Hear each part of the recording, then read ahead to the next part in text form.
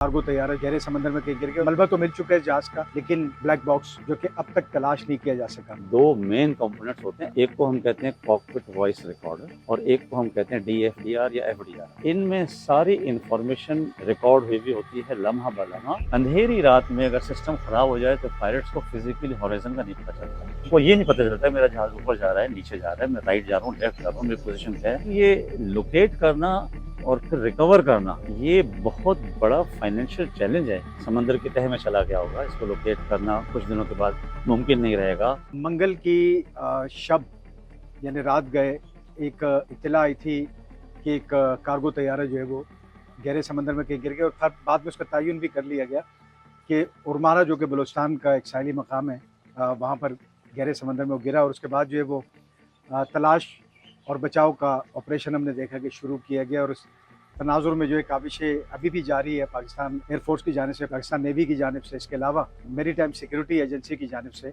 तमाम टीमें ग्राउंड के ऊपर काम कर रही है। लेकिन अब मलबा तो मिल चुका है जहाज़ का, लेकिन जो इस जहाज़ का एक अहम पुर्जा या आला कह लें जो कि इसके दुम में अमूमन नस्ब होता है, वो है ब्लैक बॉक्स, जो कि अब तक तलाश नहीं किया जा सका। अगर हम पाकिस्तान में समंदरी हादसों की बात करते हैं यानी किसी तैयारे के गिरने की, तो सन 2003 में गालिबन एक सेस्ना साख्ता तैयारा जो है वो, जो कि एक गैर मुल्की मेहमान थे, उनको लेके जा रहा था और वो समंदर में गिर गया था। उसके बाद समंदरी एतबार से ये दूसरा हादसा है, लेकिन चूँकि ये बहुत बड़ा जहाज़ था 737-400, हम हाजिर हुए हैं इस वक्त wing commander retired Naseem Ahmed साहब के पास। हम उनसे मज़ीद जानेंगे कि ये किस तरह काम करता है ब्लैक बॉक्स, और इसकी तलाश का जो मामला है वो किस तरह उसको किया जाएगा। नसीम साहब बहुत शुक्रिया, आपने हमें वक्त दिया। एक सर सबसे पहले तो जानना चाहूँगा कि ब्लैक बॉक्स जो है वो होता क्या है? अगेन एक हवाई हादसा हुआ है और पाकिस्तान की जो एविएशन सेफ्टी के मसाइल हैं उससे तो आप बखूबी वाकिफ़ हैं और मेरे किरदार से भी वाकिफ़ हैं कि सेफ्टी रैंकिंग जो दुनिया भर में होती है वो अगर 10 साल में एक हादसा हो जाए तो किसी रैंकिंग में ही वो मुल्क नहीं आ जाए। तो 2006 से इत्तेफाक से देखेंगे, 2006 में फोकर का क्रैश हुआ, फिर एयर ब्लू का 2010 में हुआ, ये बड़े बड़े हादसा हैं, जो सबसे बड़ा हादसा हुआ था। फिर एयर भोजा हुआ, फिर 2 छोटे जहाज़ हुए, फिर ATR के हुए, फिर एयर बस मॉडल टाउन कराची में गिरी 2020 में, और अब फिर 4-5 साल गुजरने के हमारे एक हादसा। तो ये बड़े तशवीशनाक पहलू है हमारी एविएशन सेफ्टी पे, जिसकी मैं बाद में बात करूँगा। आपने इस ख़ास हादसे के मुताल्लिक़ जो बात कही कि इसका मलबा मिल गया, देखें मलबा नहीं मिला, वो पार्ट्स जहाज़ के जो जिनमें प्लास्टिक या एल्युमिनियम ज़्यादा था और छोटे-छोटे पार्ट्स जो गिर के हल्के होने की वजह से सरफेस पे आ गए थे, तो ये लक है हमारी कि हमें एटलीस्ट लोकेशन का पता चल गया, वो निकल के आ गए। बाकी जहाज़ का जो फ्यूज़लाज है, इंजन्स हैं और मेन कॉकपिट का एरिया जहाँ से कुछ मिलेगा, और बॉडीज़ ये अभी तक नहीं मिली हैं। ये आपने पूछा कि ये ब्लैक बॉक्स क्या करता है? जी देखें, black box basically 2 main components होते हैं अलग-अलग बिल्कुल। एक को हम कहते हैं कॉकपिट वॉइस रिकॉर्डर और एक को हम कहते हैं DFDR या FDR। FDR का मतलब है फ्लाइट डेटा, ठीक है, रिकॉर्डर, और DFDR का मतलब डिजिटल फ्लाइट डेटा रिकॉर्डर। ये दोनों कंपोनेंट्स जो होते हैं ये हीट रेजिस्टेंस होते हैं, शॉक रेजिस्टेंस होते हैं, और इस तरह बनाए जाते हैं कि बहुत अरसा गुजरने के बाद भी इनमें जो डेटा है वो महफूज रहे, ये बेशक बाहर से डैमेज हो जाए। तो इसमें डिजिटल डेटा रिकॉर्ड होता है, जो कि ज़ाहिर है सारा डेटा जो है वो तो आपको पता है कि जब डिजिटल वर्ल्ड नहीं थी, एनालॉग वर्ल्ड थी, तो डेटा तो बेसिकली एनवायरनमेंट्स के अंदर से pressure, density, air velocity, temperature, इन चीज़ों की मदद से लिया जाता है और फिर मुख्तलिफ इंस्ट्रूमेंट्स काम करते हैं। कॉकपिट वॉइस रिकॉर्डर जो है वो हर किस्म की 4 उसमें समझें कि डिटेक्टर्स लगे हुए हैं, रिकॉर्डर्स लगे हुए हैं। तो जो कैप्टन जो कुछ भी बात करता है ATC से वो रिकॉर्ड हो जाती है, कैप्टन जो कुछ भी बात अपने हमले करता है वो रिकॉर्ड हो जाती है, और इसी तरह कॉकपिट में आने वाली सारी आवाज़ें भी रिकॉर्ड हो जाती हैं, ठीक है, और जो अनाउंसमेंट किए जाते हैं पब्लिक के लिए वो भी तो वो भी बहुत अहम है। तो ये चीज़ें हैं, इनमें सारी इंफॉर्मेशन रिकॉर्ड हुई भी होती है लम्हा ब लम्हा, और जो इंफॉर्मेशन होती है समझें कि मेरा ख्याल मोर देन 1000 पैरामीटर्स रिकॉर्ड होते हैं हर सेकंड में, या 1 सेकंड में 2 दफ़ा या 4 सेकंड में 1 दफ़ा। तो इतनी मालूमात अगर हम उस तक पहुंच जाएं तो फिर जाहिर है हादसे में एक बहुत बड़ी हमें मदद मिल सकती है कि हादसे से पहले इनके बंद होने से पहले क्या क्या चीज़ें रिकॉर्ड हो रही थी, इंजन्स कैसे काम कर रहे थे, फ्लाइट कंट्रोल्स कैसे काम कर रहे थे, पावर क्या थी, कॉकपिट में क्या हो रहा था, बातें क्या हो रही थी, बहुत बड़ी। लेकिन फिर मैं ये कहूँ कि ये क्या हुआ, हादसा क्यों हुआ का जवाब नहीं, बहुत ग्रेट हेल्प है। इसीलिए दुनिया भर के इन्वेस्टिगेटर इसके पीछे लग जाते हैं। तमाम जहाज़ों में तकरीबन इमरजेंसी लोकेशन ट्रांसमीटर लगे हुए होते हैं, ठीक है। जो जैसे ही उनको शॉक लगता है तो वो ऑटोमेटिकली कोई एक सिग्नल मेगाहर्ट्ज का ट्रांसमिट करना शुरू कर देते हैं। उस सिग्नल को फिर जाहिर है जो रिसीवर्स होते हैं फ़ौरन उनको पकड़ लेते हैं। अब ये सिग्नल तकरीबन 30 दिन तक काम करता है। आहिस्ता आहिस्ता उसकी ज़ाहिर है पावर बैटरी पे है, दोबारा रिचार्ज तो होती नहीं है, तो आहिस्ता आहिस्ता उसकी बैटरी डिस्चार्ज हो जाती है, तो फिर ये नहीं मिलता। इसकी सबसे बड़ी मिसाल है मलेशियन एयरलाइन का एक जहाज़ जिसको हम MH370 कहते हैं, जो पैसिफिक ओशन में गायब हो गया, आज तक पता नहीं चला। जो पार्ट्स मिले थे वो भी उसके नहीं थे। नंबर 2, एयर फ्रांस 447 फ्लाइट जो कि अटलांटिक ओशन के अंदर गिरी, और 2 साल के बाद शायद, जो मुझे अगर इफ़ आई रिमेंबर करेक्टली, कि उसकी चीज़ें ब्लैक बॉक्स निकालने में कामयाब हुई। आपने CVR की बात की और आपने FDR की बात की, इनकी आपस में क्या कनेक्टिविटी होती है? FDR तो जितना डेटा है ना, data, air speed, heading, position, ground speed, air speed, ठीक है, altitude of the aircraft, heading to the aircraft, which are the most important from ये जो जहाज़ का क्रैश हुआ है ना उसके हवाले से, कि पायलट्स को हर वक्त पता होना चाहिए कि उनका रुख किस तरफ है, ज़मीन से कितने ऊपर हैं, ज़मीन से उनका क्या ताल्लुक़ है। क्योंकि जब आप दूर चले जाएंगे, जैसे 35,000 मीटर पर रह जाते हैं, ज़मीन की अपनी रोटेशन है, टाइम चेंज हो रहा है, आप कहीं जा रहे हैं, तो ज़मीन से जो राब्ता है उनका, वो बेसिकली ये इंस्ट्रूमेंट्स करते हैं। तो ये डेटा और बहुत सारा डेटा, अब फ्यूल पंप क्या कर रहा है ये भी डेटा है। अगर खुदा न खास्ता इंजन ख़राब होते तो हम उस पर 30 दिन तक ये कारामद होता है, यानी अपनी जो बैटरी होती है, लिथियम आयन या जो भी बैटरी उसके अंदर लगी है, तो उस बैटरी के बाद अगर मिसाल के ऊपर ये वक्त गुजर जाए, चूँकि एक ये भी तजवीज़ दी गई थी कि इसका वक्त जो है वो 90 दिन का किया जाए, 3 महीने तक। ELT की बात कर लें तो ये ELT समंदर की तह में चला गया होगा, इसको लोकेट करना कुछ दिनों के बाद मुमकिन नहीं रहेगा, तो एक बहुत बड़ी फाइनेंशियल डिफ़िकल्टी पेश आ जाएगी कि कैसे इसकी ELT या FDR पे पहुंचा जाए। ठीक है। दुनिया में फ्लोटिंग ELT भी मौजूद हैं कि जैसे ही जहाज़ पानी से टकराए तो वो ELT बाहर निकल आए और सरफेस पे फैलता रहे, फ्लोट करता रहे, तो कितना आसान हो जाता। अब आई हैव नो आइडिया कि कितनी डेप्थ पे पड़ा हुआ है। ठीक है। ह्यूमन बींग्स तो वहाँ जा नहीं सकते, तो गोताखोर तो जा नहीं सकते, सिग्नल आ नहीं रहा है, आ भी जाए तो पता चल जाएगा ना। अल्टीमेटली इसको निकालना है समंदर से।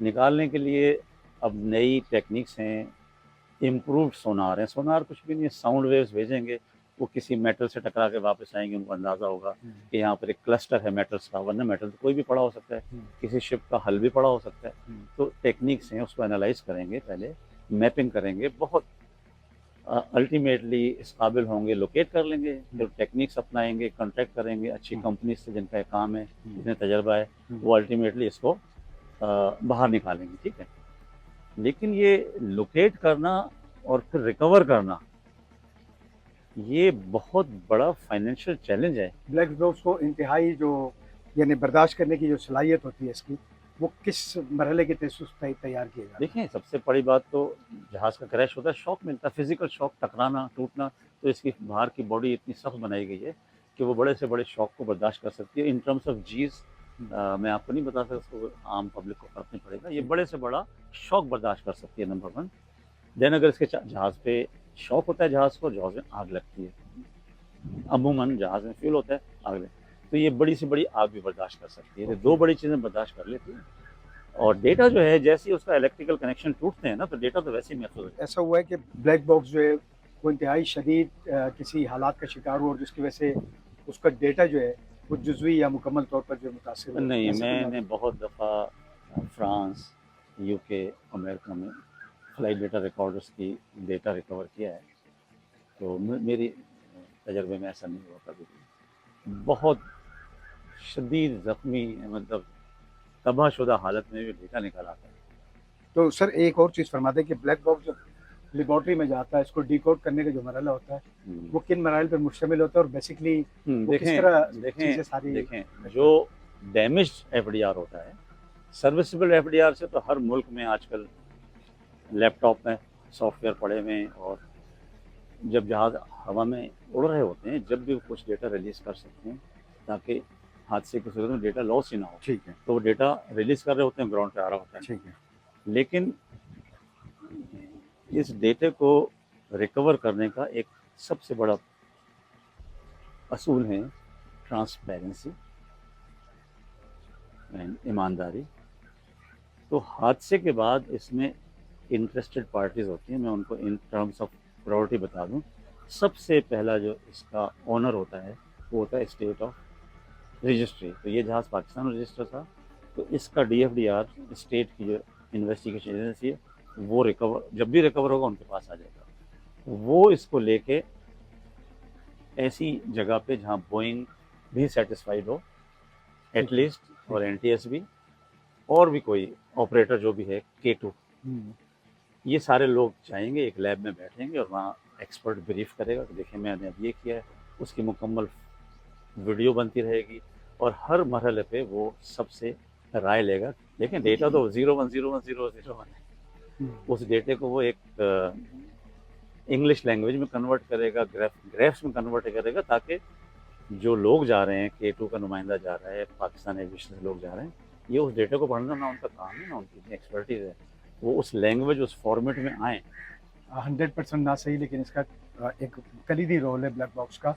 तो हम इसको जो इसका वर्क है जहाज़ के अंदर, जो इसका जो कारकर्दगी है, उसकी बिना पर हम इसको खामोश गवाह कह सकते हैं भारत। ये खामोश गवाह नहीं, ये तो मेन सोर्स है आपकी हेल्प करने के लिए। देखें, हेल्प, देखें, एविडेंस 3 किस्म का होता है, मटेरियल एविडेंस, डॉक्यूमेंट्री एविडेंस, जो आपने कहा गवाह, ये तीसरा एविडेंस होता है। इसमें सबसे अनडिनाइबल जो एविडेंस होता है वो मटेरियल एविडेंस होता है कि जहाज़ पड़ा हुआ है। कोई कहे क्रैश ही नहीं हुआ, हमारे मुल्क में होता है ना, चांद पर ही नहीं गए, तो जहाज़ क्रैश हुआ, लोग अल्लाह कह रहे होते हैं। तो इस हादसे में जो चीज़ें नज़र आ रही हैं जिससे इन्वेस्टिगेशंस में हेल्प मिल सकती है, तो देखें इस एयरक्राफ्ट में जो IRS है, जो कि इनर्शियल रेफरेंस सिस्टम होता है, कि जिससे जहाज़ अपनी एटीट्यूड, पोजीशन, रफ्तार, वो सारी चीज़ें जो ब्लैक बॉक्स में आती हैं, उनसे जिसकी मदद से जहाज़ को वो उड़ाता है, जिसकी मदद से वो जहाज़ को लेफ़्ट राइट अप डाउन लेके जाता है, और अपनी इंफॉर्मेशन दूसरों को देता है कि मुझे ये नज़र आ रहा है, आप बताएं, मेरी ये पोजीशन है। ग्राउंड कहते नहीं तुम्हारी पोजीशन तो गलत है, दैट मीन्स कुछ प्रॉब्लम है। इसमें वही सिस्टम में डिफेक्ट था जो मैं बारहा सुन चुका हूँ, वही सिस्टम ठीक होने गया था, उसी सिस्टम के ठीक होने के बाद एक फेरी फ्लाइट पे आ रहा था, नॉर्मल फ्लाइट पे नहीं आ रहा था। तो मेरा ये है कि देखें, जब इनर्शियल सिस्टम, जब आपकी हेडिंग पोजीशन इसमें कोई थोड़ा सा भी प्रॉब्लम है, तो रात को जब नीचे समंदर है, ऊपर ब्लैक आसमान है, मुझे नहीं पता सितारे थे उस दिन, वो तो आप चेक कर सकते हैं इंटरनेट पे कि उस दिन उस मुकाम पे आसमान चमचमा रहा, तो हम एक हॉराइजन कहते हैं, नेचुरल हॉराइजन, जो हमें ज़मीन ऐसी गोले की तरह नज़र आती है, जहाज उड़ रहा है, और वही हॉराइजन कॉकपिट में एक आले की मदद से नज़र आती है। अंधेरी रात में अगर सिस्टम ख़राब हो जाए तो पायलट्स को फिजिकली हॉराइजन का नहीं पता चलता, और उसको ये नहीं पता चलता मेरा जहाज़ ऊपर जा रहा है, नीचे जा रहा है, मैं राइट जा रहा हूँ, लेफ्ट जा रहा हूँ, मेरी पोजीशन क्या है। अगर स्पीड में गलतियाँ आ रही हैं बिकॉज ऑफ डिफेक्ट, तो स्पीड कम शो हो रही है तो वो स्पीड बढ़ाएगा जहाज़ की, स्पीड फिर भी कम शो हो रही है वो और बढ़ाएगा। उसे अगर ये नज़र आ रहा है मैं नीचे जा रहा हूँ तो ऊपर आने की कोशिश करेगा, जबकि जहाज़ गलत दिखा रहा है उसको, वो ऊपर जा रहा है। तो ये एयरक्राफ्ट बज़ाहिर जो नज़र आता है कि ये इतनी हाई स्पीड से नीचे आया है, ये स्पिन में चला गया, डिसोरिएंट हो गया, तो हम एक स्पेशल डिसोरिएंटेशन का एक टर्म इस्तेमाल करते हैं कि इंसान के दिमाग में भी एक लिक्विड होता है, और उसको जब वो घूमता है, सर में चक्कर आते हैं, तो समझेंगे उसको अपनी पोजीशन का पता होता है, तेज़ से घूमती हुई चीज़ को जहाज़ घूम रहा है। तो बाज़ दफ़ा बग़ैर किसी डिफेक्ट के भी, किसी फिज़िकल प्रॉब्लम की वजह से, एक आदमी को प्रॉब्लम है, थका हुआ है, तो उसको हम नहीं कहते रात दिन में तारे नज़र आ रहे थे उसको, तो जहाज़ में ये हो सकता है। तो इतने सारे फैक्टर्स हैं, और इसमें ये टेक्निकल फैक्टर, जितने हादसा हुए पाकिस्तान की हिस्ट्री में जो मुझे पता है पिछले 30 साल में, 40 साल पहले तो ऐसे हादसा थे जिनकी मैंने इन्वेस्टिगेशन की, जिनमें कोई टेक्निकल फॉल्ट था।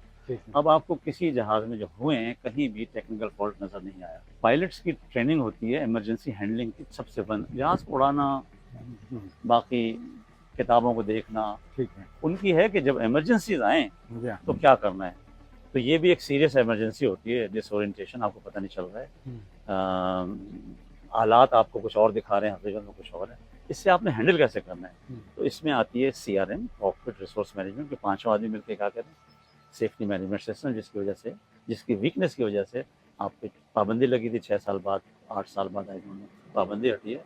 एंड देन अ टर्म आती है ऑपरेशनल मैनेजमेंट। जब जहाज उड़ रहा होता है तो ऑपरेशन कहते हैं उसको, हम उड़ रहा है, बेड वेदर है, इंजन में खराबी आ गई, एयरपोर्ट पे मसला हो गया है, सो मेनी प्रॉब्लम, ट्रैफिक बहुत ज़्यादा है, आपको गो राउंड मिल रहा है। इस दौरान जो ऑपरेशनल सेफ्टी और आप रिस्क को मैनेज कर रहे हैं, इस ट्रेनिंग पे हमें बहुत ज़ोर देना चाहिए। और जितनी छोटी छोटी एयरलाइंस हैं, इनको देखे तो सही जो हमारी अथॉरिटी है, सिविल अथॉरिटी, कि इनका सेफ्टी एजुकेशन ट्रेनिंग का बजट क्या है। क्या ये सिर्फ बोइंग, एयरबस उन पे रिलाय करते हैं कि उनके लोग आएंगे, क्योंकि उनकी तो स्टेक होल्डर है ना वो, तो जी हाँ। उनकी बदनामी होती है, चाहे जहाज कोई भी गिराए, हम्म, तो वो बेचारे तो करते ही रहते हैं, वो करते रहेंगे। इनकी खुद कर अपनी खुद क्या करते हैं, ये सबसे बड़ा सवाल है। Operational safety, risk management, cockpit resource management, safety management system, इस पे कैसे, कितना पैसा खर्च करते हैं ये। नसीम अहमद साहब जो है वो सासी के प्रेसिडेंट भी है, society of aircraft investigator Pakistan के। और इन्होंने माजी में हमने देखा कि बहुत ज़्यादा जो है जो एयर क्रैशेज हुआ पाकिस्तान में, उसमें कलीदी रोल अदा किया और उसमें शामिल रहे किसी न किसी हवाले से। चूँकि वाहिद ये इदारा इनका जो इन्वेस्टिगेट करता है पाकिस्तान में फ़ज़ाई हादसों को, और जिस तरह इन्होंने तकनीकी तौर पर बहुत सारी चीज़ों से आगाह किया जिसके बारे में हमें इल्म नहीं था, ब्लैक बॉक्स के हवाले से हम बात करें, लेकिन साथ में दीगर जो उन्होंने वजूहात बताई, जो चीज़ें बताई, ये तो आने वाला वक्त या जो तहकीकाती इदारा इस पे काम कर रहा है, ब्यूरो ऑफ सेफ्टी इन्वेस्टिगेशन, के वो क्या चीज़ें सामने आती हैं, क्या शवाहिद सामने आते हैं, इंतज़ार करना पड़ेगा।